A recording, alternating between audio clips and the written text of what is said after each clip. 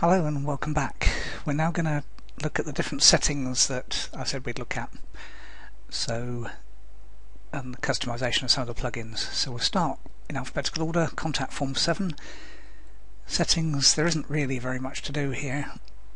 Basically there's already, it sets up a contact form and it gives you what it calls a short code. So we copy and paste that, go across to pages, click on add new, and we're going to go for a contact form. Just call it contact, copy and paste that in,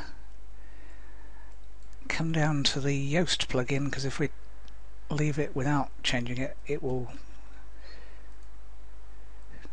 put the site title in as well, meta description, contact. Again, because otherwise, and you'll see with Yoast, we'll cover that in more detail, but that's that. Just off screen there's a button called Publish, and once you press that, view page, as you can see, it contact form, and that will then go off. Now the other thing there is leave a reply, so we need to change that. So go back to edit page, and across the top right is a thing called screen options. Open that, and it'll be as either discussion or comments, I never remember which. So clicking that,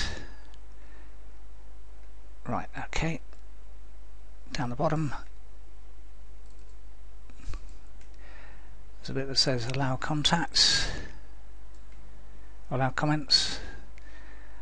Get rid of that basically. Click on an update button, which is just off screen, so it changes. The first time you post it'll be a publish, and then it's update.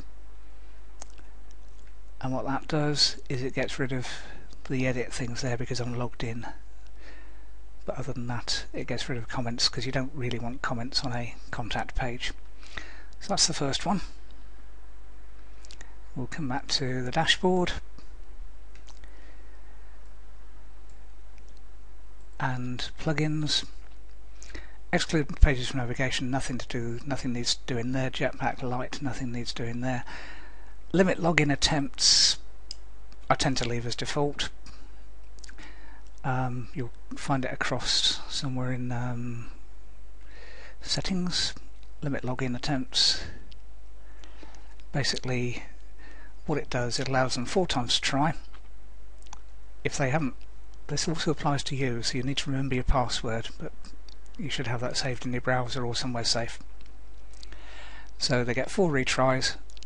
If they don't get in those times, they're locked out for 20 minutes. That'll stop most hackers, and basically it increases in, well, basically in time until they get locked out for half a day. Sorry, for a day, and then the things reset after 12 hours.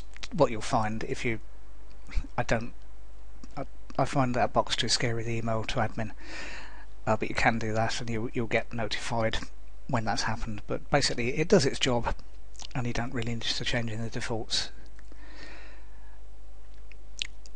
Spam-free WordPress settings, again, the only thing you need to do, I've got a license key there, but if you haven't got that, there's a little thing appears in the bar at the top and says go off and get a license key.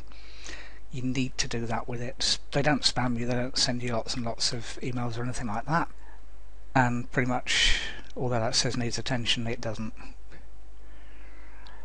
I don't really care about the stats on spam as long as it's stopping most of it. So that's that plugin. WordPress database backup, yes, that does need a change, so that comes under one of those. Bear with me a second. I should actually read the bit there that says go to Tools Backup.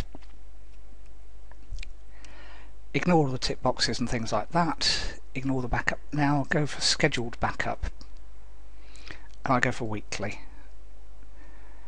Not worried about, well, actually in that one I might be. So if there's other things that it could potentially include, it will offer to include them, but it's quite intelligent. And what that will do is just, once I've set it up, once a week it will send me a backup. As you can see, scheduled backup options saved, and it will send everything, which means if all went wrong, if anything needed to happen with WordPress, if someone hacked the site or anything like that, I've got a fairly recent backup. If you're changing your site daily, then put it daily. If you're changing it more often, twice daily or even hourly. But weekly I find is usually okay, and then I go back to my inbox every now and then and clear out all the old copies, because you don't need the old copies, you just need the most recent. So we're working our way down the list. Got as far as database backups. We'll come on to the other three settings. We'll probably spend the whole of the next video on WordPress SEO, and then we'll cover the other two. So see you in the next video.